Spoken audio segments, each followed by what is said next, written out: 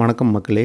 இன்றைக்கி வந்து பார்த்திங்கன்னா ஏசிபிஎஸ் பற்றி பேசுவோம். அதுவும் குறிப்பாக வந்து சர்க்கரை நோயாளிகளுக்கு வந்து இந்த ஏசிபிஎஸ் அப்படின்னா என்ன அப்படின்னு பார்ப்போம்.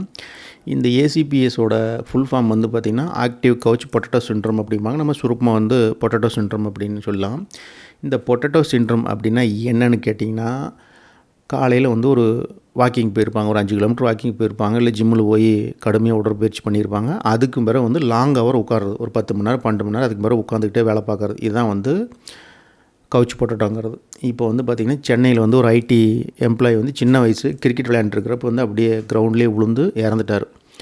அதே மாதிரி நீங்கள் அடிக்கடி இந்த நியூஸ் வந்து நிறையா கேள்விப்பட்டிருப்பீங்க. இந்த கார்டியாக் அரெஸ்ட் வந்து நிறைய பேர் இறந்து நீங்கள் நியூஸில் பார்த்துருப்பீங்க. ஒருத்தர் ஹோட்டலில் பிரியாணி சாப்பிட்டாரு, பிரியாணி சாப்பிட்டு முடியறதுக்குள்ளே அப்படியே தட்டிலே விழுந்து இறந்துட்டார். ஒரு போலீஸ் இன்ஸ்பெக்டர் வந்து ஸ்டேஜில் டான்ஸ் ஆடுறப்ப இறந்துட்டாருன்னு நிறையா நியூஸ் பார்த்துருப்பீங்க. இதெல்லாம் வந்து எங்கே வரும் அப்படின்னு கேட்டிங்கன்னா, இந்த பொட்டேட்டோ சிண்ட்ரோமில் தான் வரும். எப்படின்னு கேட்டிங்கன்னா, இன்சுலின் ரெசிஸ்டன்ஸ் தான் வந்து கார்டியாக் அரெஸ்ட் வர்றதுக்கு முக்கியமான காரணமாக இருந்தாலும், இந்த லாங் டைம் உட்கார்றது அப்படிங்கிறது வந்து ஒரு மகா மோசமான பழக்கம். இப்போ நான் பார்த்திங்கன்னா 12 மணி நேரம் நைட் டியூட்டி பார்த்துட்டு வந்து வீட்டில் ரெஸ்ட் எடுக்கணும். ரெஸ்ட் எடுத்துக்கிட்டு ஒரு 5 மணி நேரம் தூங்குவேன். இடையில வந்து பார்த்திங்கன்னா இப்போ வீட்டில் இருக்கிற பாத்திரம், இந்த பாத்திரத்தை கம்ப்ளீட் வந்து நான் தான் கழுவேன். டெய்லி நான் தான் கழுவுவேன். இந்த பாத்திரம் கழுவுறதுக்கு எனக்கு எவ்வளோ நேரம் டைம் எடுக்குன்னு பார்த்தீங்கன்னா, கம்ப்ளீட் வந்து ஒரு 3/4 மணி நேரம் எடுத்துரும். இருக்கிற பாத்திரம் எல்லாம் கம்ப்ளீட் க்ளீன் பண்ணி, அதுக்கு பிறகு அந்த சிங்க் இருக்குது பார்த்திங்களா, சிங்க் எல்லாம் சோப் போட்டு கழுவேன். அதுக்கு பிறகு டெய்லி வந்து பார்த்திங்கன்னா எங்கள் வீட்டு பாத்ரூமை கம்ப்ளீட் க்ளீன் பண்ணுவேன்.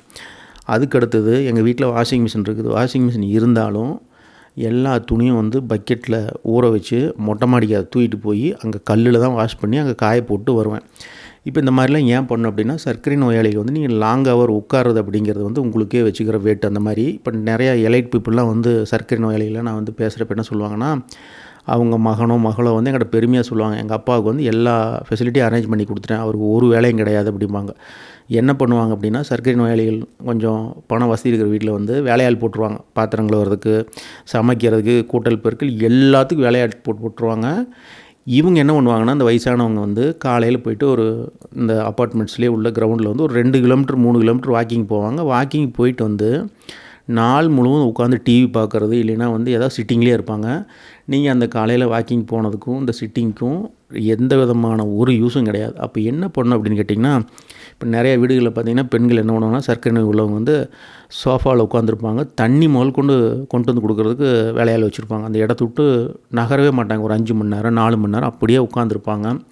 பகலில் படுத்து தூங்குறது, இது எல்லாமே வந்து பார்த்திங்கன்னா இந்த பொட்டேட்டோ சிண்ட்ரோமில் தான் வரும். இது எங்கே கொண்டு விடும் அப்படின்னு கேட்டிங்கன்னா, டைரெக்டாக கொண்டு போய் இந்த கார்டியாக் அரெஸ்ட்லாம் விடும். எப்போவுமே வந்து லாங் ஹவர் உட்காருறது, ஒரு 5 மணி நேரம் 6 மணி நேரம் உட்காந்து வேலை பார்க்குறீங்கன்னா, 1 மணி நேரத்துக்கு ஒரு தடவை எந்திரிச்சு எங்கேயாவது ஸ்டெப்ஸில் போயிட்டு வாங்க, கேண்டீன் போய் டீ குடிச்சிட்டு வாங்க. அட்லீஸ்ட் எந்திரிச்சு ஒரு 2 குதி குதிச்சுட்டு கை காலெலாம் வந்து ஆட்டி வந்து ஸ்ட்ரெச்சிங் மாதிரி ஏதாவது பண்ணுங்கள். லாங் ஹவர் உட்கார்றது வந்து மகா மோசமான பழக்கம். அதனால தான் வந்து இந்த கார்டியாக் அரெஸ்ட்டில் வந்து நிறைய பேர் இறக்குறாங்க. அதுவும் பார்த்திங்கன்னா கார்டியாக் அரெஸ்ட் அப்படிங்கிறது வந்து ஒரு 10-20 வருஷத்துக்கு முன்னால் கிடையவே கிடையாது. 2000க்கு முன்னாலெல்லாம் ரொம்ப ரேர் கேஸில் தான் வரும். இப்போ ஏன் இத்தனை வருது அப்படின்னு கேட்டிங்கன்னா, எல்லாருமே வந்து உடல் உழைப்பு கிடையாது. எல்லாருமே உட்காந்து செய்கிற வேலையை தான் வந்து விரும்புகிறாங்க. அதுவும் குறிப்பாக பார்த்திங்கன்னா இந்த ஐடி ஜாப்ஸ் எல்லாமே.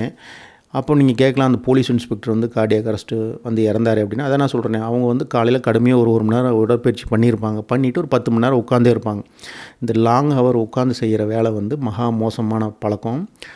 அதை வந்து நீங்கள் கூடுமான வரைக்கும் தவிர்க்கணும். அதுவும் நிறைய பேர் என்ன பண்ணுறாங்கன்னா, அந்த வீட்டு வேலை செய்கிறத வந்து கம்ப்ளீட்டாக வந்து அவாய்ட் பண்ணிட்டாங்க. வீட்டு வேலை செய்கிறதே கிடையாது. இதை வந்து பெருமையாக நினைக்கிறாங்க. நாங்கள் வந்து எங்கள் வீட்டில் சமையலுக்கு ஆள் போட்டிருக்கிறோம், வீட்டை கூட்டல் பெருக்கலுக்கெலாம் ஆள் போட்டிருக்கிறோம் அப்படிங்கிறாங்க. இப்போ வந்து நம்ம இதை வந்து பொருளாதார ரீதியாகவும் பேசணும். இப்போ வந்து பண வசதி இருக்கிறவங்க வந்து ஆள் போட்டுருவாங்க. அந்த பண வசதி வந்து வேலைக்கு ஆள் போடுற பர்சன்டேஜ் எவ்வளோ இருந்துட்டு போகுதுன்னா, 100ல் வந்து ஒரு 2 பேர் தான் போட முடியும். மீதி 98 பேர் வந்து இப்போ இந்தியாவில் வந்து சம்பளம் எவ்வளோ வாங்குறாங்க, 25,000 to 30,000 தான் வாங்குறாங்க. அவங்க எப்படி ஆள் போடுவாங்க? அப்போ அவங்க போயிட்டு, ஏங்க நீங்கள் போய் ஜிம்மில் எக்ஸசைஸ் பண்ணிட்டு வாங்கன்னு சொல்ல முடியுமா? ஜிம்மில் மாதம் 2,000 3,000 வாங்குவாங்க. அவங்க பண்ண முடியாது. அப்போ இந்த வீட்டு வேலைகள் வந்து ஃப்ரீக்வெண்ட் டைம் எடுத்து டெய்லியும் பண்ணியே ஆகணும். அது பெண்கள்லாம் வேலைக்கு போகிறாங்கன்னு வச்சுக்கோங்க, போயிட்டு வந்தாலும் சரி, சர்க்கரை நோய் உள்ளவங்க வந்து வீட்டு வேலையை நல்லா செஞ்சு பழகுங்க. அதுவும் வந்து ஒரு லாங் ஹவர் உட்காராதீங்க. ஒரு படம் பார்க்குற 3 மணி நேரம் 4 மணி நேரம் அப்படியே உட்கார்றேன் அப்படிங்கிறதெல்லாம் உட்காராதீங்க. ஒரு வீட்டில் படம் பார்க்குறீங்கன்னா, இன்டர்வல் வருது அப்படின்னா போய்ட்டு அந்த இடத்துல 4 பாத்திரத்தை கழுவிட்டு வர்றது, இல்லை ஏதாவது போய் குப்பை இருந்ததுன்னா அதை கூட்டி பெருக்கி காட்டுறது, இந்த மாதிரி சின்ன வேலை வந்து கொடுத்துக்கிட்டே இருக்கணும். ஒவ்வொரு 8 மணி நேரம் உங்களுக்கு ரெஸ்ட் கிடைக்குது அப்படின்னா, இல்லை இடையில அப்பப்போ செஞ்சுக்கணும். இப்போ நான் வந்து இதை தான் பண்ணிகிட்டு இருக்கிறேன் வீட்டில். டெய்லியும் வந்து பார்த்திங்கன்னா 2019க்கு பிறகு இப்போ எத்தனை வருஷம் 7 வருஷம் ஆச்சு. வீட்டில் வந்து அனைத்து வேலைகளும் நான் தான் பண்ணுவேன்.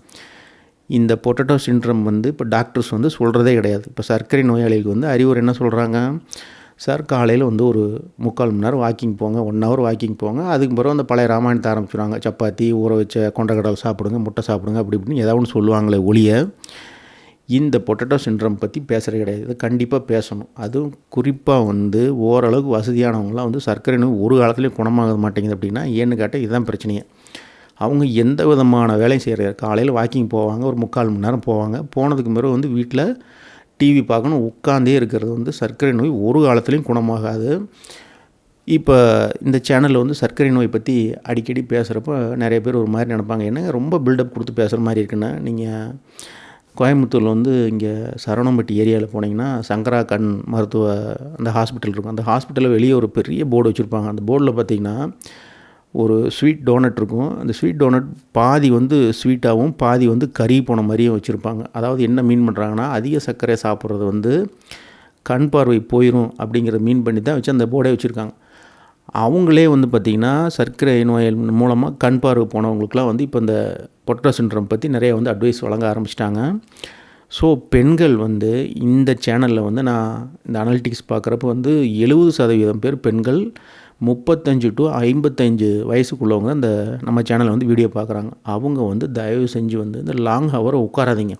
அதே மாதிரி இதை பெருமையாக நினைக்காதீங்க. எங்கள் வீட்டுக்கு நாங்கள் வந்து அதை ஆள் போட்டோம், இந்த ஆள் போட்டோம், இல்லை நான் வந்து பாத்திரம் விளக்குறது, இல்லை டாய்லெட் க்ளீன் பண்ணுறதுலாம் வந்து எனக்கு கேவலம் அப்படிங்கிற மாதிரிலாம் நினைக்காதீங்க.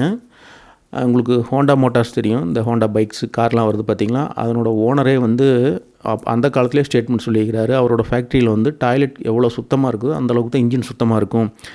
அதனால் ஒவ்வொருத்தரும் அவங்களுடைய டாய்லெட்டை அவங்களே தான் க்ளீன் பண்ணமுட்டு.